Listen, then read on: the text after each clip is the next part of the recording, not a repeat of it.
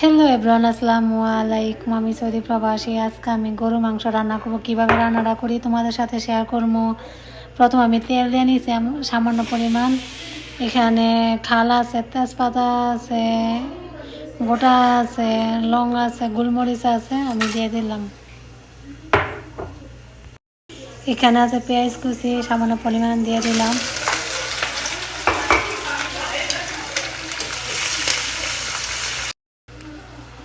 এখানে আদা রসুন বাটা 1 চামচ, 2 চামচ দিয়ে দিলাম আদা রসুন বাটা।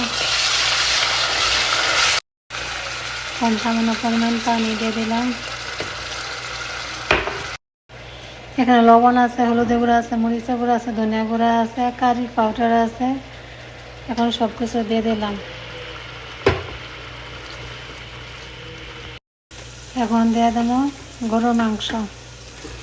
1 কেজি গরুর মাংস রান্না করতেছি।